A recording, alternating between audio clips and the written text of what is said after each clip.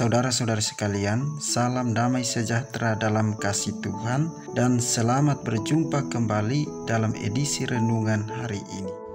Saudara-saudari terkasih, hari ini Senin 9 Agustus 2021, pekan biasa ke-19. Referensi renungan hari ini diambil dari kitab Ulangan bab 10 ayat 12 sampai dengan 22. Dan bacaan Injil diambil dari Injil Matius bab 17 ayat 22 sampai dengan 27. Saudara-saudari terkasih, orang yang tak pernah hidup berkekurangan akan kesulitan memahami apa artinya kemiskinan. Dalam bacaan pertama, orang Israel yang pernah miskin dan menderita sebagai orang asing di Mesir diminta oleh Allah untuk bersikap solider.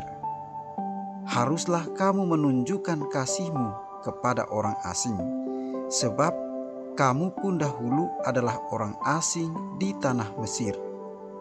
Sebagai pengungsi di Mesir, mereka juga pernah mengalami susahnya hidup didiskriminasi serta hidup miskin penuh kekurangan.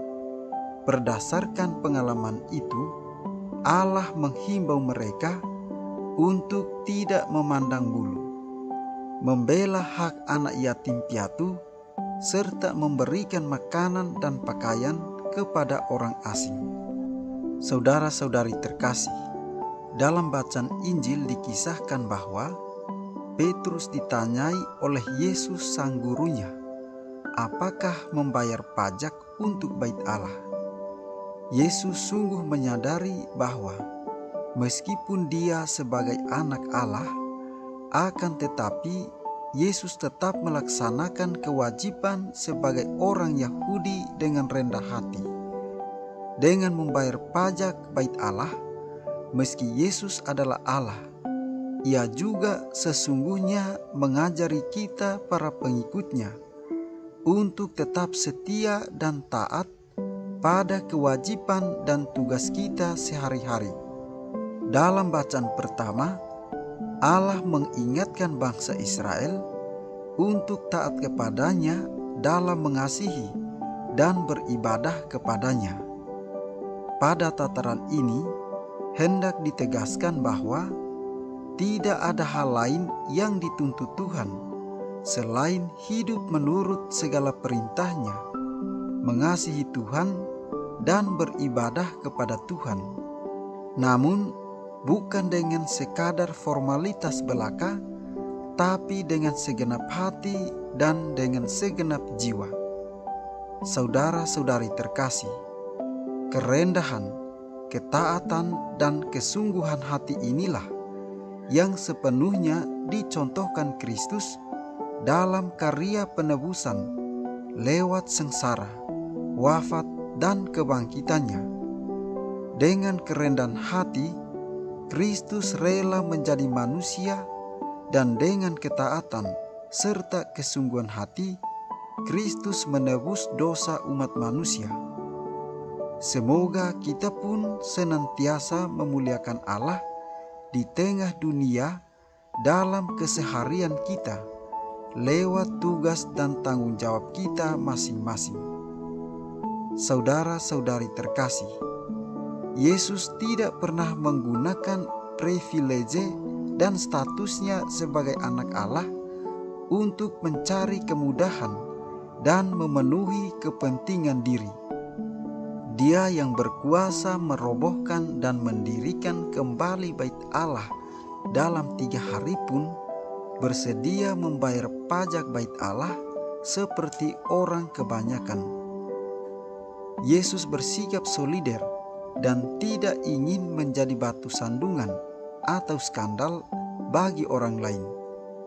Sebenarnya, Yesus tidak wajib dan tidak bersalah bila tidak membayar pajak.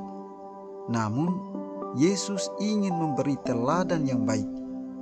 Solidaritas akan tumbuh jika orang tidak hanya memikirkan haknya sendiri, tetapi juga memperhatikan kebaikan umum. Saudara-saudari terkasih, tanggapan Yesus tersebut menunjukkan kesetiaan dan ketaatannya sebagai warga negara yang baik, walau dirinya adalah Tuhan yang mengatasi ruang dan waktu. Dia tidak mau menjadi batu sandungan hanya karena tidak membayar pajak bagi negara. Dengan demikian, maka yang menjadi pertanyaan adalah, apa yang telah kita buat untuk negara? Bukan apa yang telah diberikan oleh negara untuk kita. Adalah benar bahwa di satu sisi kita menuntut pemerintah mempertanggungjawabkan uang rakyat itu dengan membangun masyarakat yang lebih adil dan sejahtera. Tetapi di satu sisi, kita umat Kristiani dituntut dan ditantang untuk secara jujur dan bertanggung jawab dalam membayar kewajiban kepada negara yang difasilitasi oleh pemerintah. Saudara-saudari terkasih, pertimbangan-pertimbangan yang dihadapkan kepada kita hendaklah bukan membuat kita menjadi ragu, melainkan untuk meyakinkan pilihan kita dan dapat semakin bijaksana dalam mengambil sebuah keputusan. Kita pun berdoa kiranya Tuhan senantiasa memberkati kita.